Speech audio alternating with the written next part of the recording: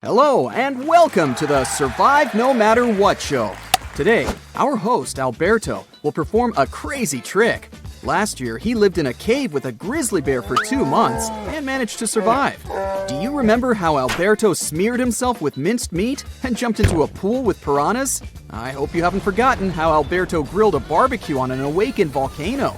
Well, forget it. Today, Alberto will do the most dangerous and crazy trick in his life. Especially for you, dear viewers, he will get swallowed by a giant blue whale. Alberto goes to the North Atlantic. It's a vast area of water where you can meet blue whales and cachalots. He gets on a yacht and sails far from the shore. He's going to look for whales using echolocation and binoculars. A few days have passed. Alberto sits on board and studies the horizon. The sonar detects some movement. He looks toward the signal and sees a water fountain rising into the sky. It's a giant blue whale, the largest mammal on the planet. Yes, it's a mammal, not a fish. So, Alberto smears himself with oil to easily squeeze into the whale's throat. He takes an oxygen mask and jumps into the water. The blue whale opens its mouth and absorbs a massive amount of water. Its mouth is filled with whalebone. These are the bristles that replace teeth. They consist of keratin protein. People's hair and nails are made of it. The whale draws in water and then pushes it out. The bristles prevent small fish and plankton from leaving the mouth along with the liquid. Whalebone is like a filter. Alberto swims closer. The whale takes a sip. It absorbs several dozen gallons of water and sucks up Alberto. Our hero is inside the storm. The water splashes in different directions, and a giant tongue, the size of an elephant, throws Alberto on different sides. Alberto tries to get to the throat, but the water splashes back out. Alberto slides along the tongue to the mouth's exit, but the whale closes his mouth, and he crashes into the whalebone. It's a little painful. A couple of bristles even fall off. The tongue wants to push him out, but Alberto manages to squeeze into its throat. But here, he meets a block. He can't go further because of the structure of the whale. This colossal animal's throat is tiny, the size of a fist, but it can stretch. Alberto had foreseen this. That's why he smeared himself with oil. He stretches out to his full height and jumps into the throat. Now our hero finds himself inside a narrow esophagus. He slides on it like a slide in a water park. Then his speed decreases. The space becomes narrower. Now Alberto is crawling forward with difficulty. It's very slippery here, and Alberto can barely move. The esophagus contracts and pushes Alberto further. Now he's inside the stomach. It's dark, cramped, and smells awful. Alberto wants to light a match, but his pockets are entirely wet. And it's a bad idea to make a fire here.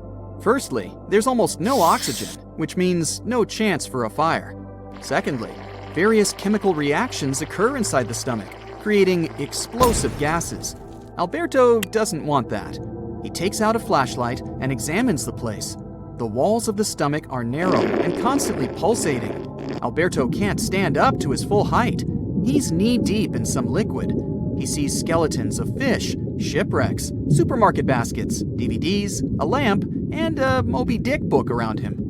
No, that's not true, as you're unlikely to find anything interesting inside a whale's stomach.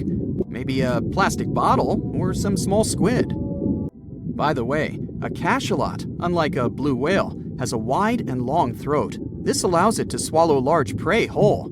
Technically, it can swallow a human with one sip. Anyway, you can find many exciting things in the cashalot's stomach. Once, this creature swallowed a giant squid whole. The length of these squids can reach 46 feet.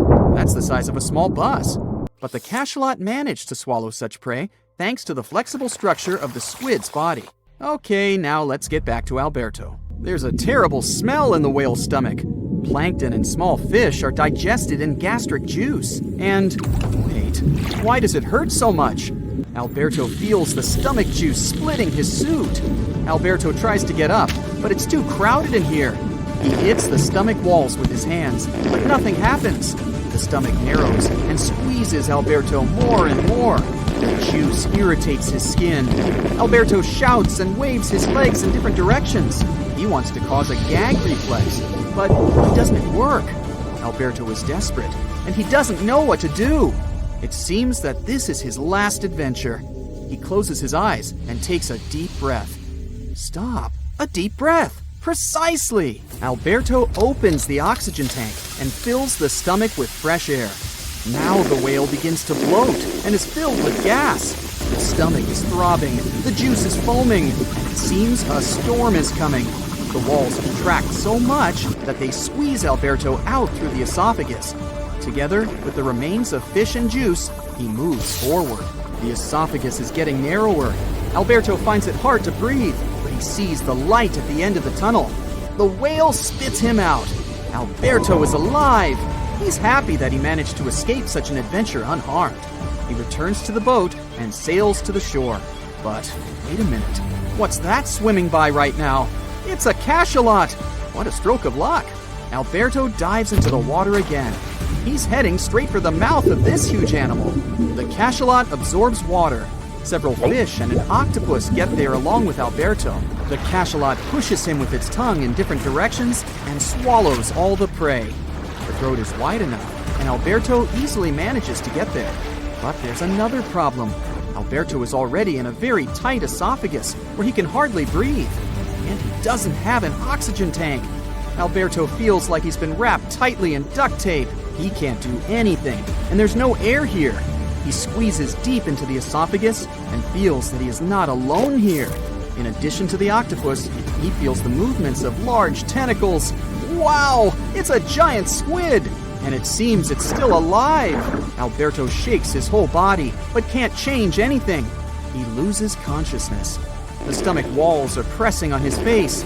At this point, Alberto bites it. An earthquake begins. All that lay in the stomach comes out. Finally, Alberto is outside. It's dark, and you can't see anything. There's slime all over. The ground is soft and moving.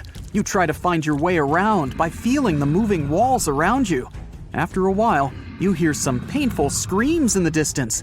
You call out for help, but no one responds. You're a captain of a ship, and you are just consumed by the mighty Kraken. You keep tumbling over, not knowing if you're even going in the right direction. The screams get louder and louder. It's only a matter of time before you see someone. As you make your next step, a large piece of wood swooshes past you, almost knocking you down. That piece of wood was from the ship that the Kraken had swallowed. It had also swallowed the entire crew alive, so they must be somewhere inside the beast's belly. You keep following the screams. They lead you down another path that looks like an esophagus. You grab a piece of wood and slide down the slimy insides. It's dark, so you rip out a piece of cloth from your shirt and wrap it around a large plank, setting it on fire. This makeshift torch allows you to see where you're going in proper detail. You can see the large veins pumping inside. Each vein can fit more than 3 people through it. After a while, you start seeing more debris from your ship, including the treasures you had discovered and kept in the bottom. But now, those huge piles of gold are worthless, since you're out looking for your crewmates in this dark, smelly interior. You reach a point where there seems to be multiple tunnels around, each leading to a different point. You know it's impossible to climb back out from the mouth, so going deeper is the only solution. You decide to go with your gut and slide down the smallest tunnel, which is covered in slime and other liquids. You snuff out your torch and tuck it away to use it again later. You slip through and get stuck for a while. The Kraken is still swimming, but seems to be taking a break and stops. The giant veins and blood vessels slow down, and the flesh tunnel that you're crawling through becomes wider. Before you know it, you are plummeting down the large shaft until you reach a liquid pool. The second you splash in it, you start to feel the acid burning through your clothes. You're in one of the Kraken's stomachs. You take off your shirt and paddle on a plank, rowing yourself across the acidic lake. You can see more broken pieces of your ship scattered around. Out of nowhere, the Kraken springs into action and starts swimming rapidly. You don't have a choice but to hold on to the plank and keep yourself afloat without any acid going into your eyes. You shut them. Now, you're tossed further down the stomach where the digestion is happening. Over here, the acid is even stronger and melts anything that's in it. The smell is atrocious, and you can't find your way to leave. But in the distance, you see some of your crew members stranded in the middle of a small stomach island. You see some sharks still swimming around that haven't been digested yet. There's nothing you can do at the moment but try to get through and make it to your crew members. You get on another piece of wood and row yourself toward them. This time, the stomach acid is melting the wood away. Luckily, someone from your crew tosses you another plank, so you hop onto it and row your way to them. You climb ashore. Everyone is happy to see you. You try to figure out a way out, but the exits are covered in acid. More water seeps in along with plenty of marine animals. The acid levels are rising and everyone huddles together. After a while, the Kraken swallows a large humpback whale that's thrashing around the acidic water. It's making the Kraken upset, so it starts moving, tossing everyone around. You, along with many others, land on the whale and hold onto it tight. It seems like the Kraken wants to expunge the whale out somehow. The inner walls of the stomach contract until it shrinks enough to let the whale out. You and your crew members are still holding onto the whale, but it's not easy. Finally, the Kraken spits out the whale and swims off to the bottom of the ocean. The new challenge is to swim to the surface to breathe. The whale pushes you and everyone else up. Without it, no one would have made it to the surface to catch some oxygen. You don't know where you are. Some of your crewmates grab onto some loose pieces of your ship to stay afloat. You swim to one and climb aboard. The sun is starting to set. There's nothing in sight. The crew is feeling cold and hungry. South Caribbean Sea, July 21st, 2047. Well, it's finally happened. The research institution you work for got word of a massive shark spotted off the coast of Panama. Local scientists confirmed the impossible. It's a Megalodon, and you've been sent with one mission: to study this thing up close and within. Hey, it's also your birthday, but the cake will have to wait. They've already got the specimen ready. With enough tranquilizer to take down 10 elephants, the Meg is immobile. But you're on a strict time limit. The sedation will wear off in a half an hour. All right, it's go time. The head researcher slaps you on the back. Good luck down there. And remember, don't get anywhere near that turbine. Oh, right. They set that up in front of the shark to keep water flowing through its gills. Without the continuous flow, the Meg wouldn't be able to breathe. Got it. And you jump overboard. You set the timer in your watch for 25 minutes, just to be safe. The shark isn't too far under the surface. 60 feet long, weighing probably 50 tons, it's the size of a train car. She's a big girl, all right. Males wouldn't get much bigger than 40 feet. You swim closer to her, remove one of your gloves, reach out and touch her. Her skin is like sandpaper, covered in tiny teeth-like scales. They curve toward her tail fin and reduce drag as she swims. How is it going down there? Keep it quick. It's all good, Dr. Perez. I'll be done before you know it. You pull out your tablet and open the X-ray app. You hold it in front of you and run it along her body. The screen shows all the detail in her strong muscles. The red tissue needs oxygen and helps her cruise over long distances. Then there's white muscle tissue. It isn't oxygenated and is only used for sudden bursts of speed. You switch the setting to skeletal view. All the cartilage, the same flexible stuff your ears and nose are made of. It keeps the shark lightweight so she can zip through the water without expending too much precious energy. And zip she does, about 16 feet per second, twice as fast as the great white. The weight of her own body would crush her internal organs on land, since sharks have no rib cage. Let's see how old you are. You zoom in on her backbone. It's calcified, just like her jaw, making them both stronger. You do a crosscut of one of the discs in your app. The vertebrae have bands. Just like rings in trees, they tell the shark's age and growth history. You count them. 15. She's about halfway through her life. Her skull is made of a denser cartilage to protect the shark's Y-shaped brain. The snout is spongy and flexible, easily taking blows without breaking. 20 minutes left on the sedation. What's your status? The lead researcher radios in again. Muscular and skeletal analyses are done. Moving on to the sensory organs. Roger that. You swim up to one of her black, beady eyes. A chill goes down your spine. It's as if she's looking right at you, a helpless piece of meat, her next meal. Hey girl, if only you had eyelids to let me know you're definitely knocked out. Behind her eye, you see a tiny hole. Hey, found your ear. Sharks obviously don't have outer ears, but their hearing is still impeccable. This megafish could hear you thrashing in the water from 10 football fields away. It's the low frequencies of irregular splashes that catch her attention. They mean one thing: wounded prey.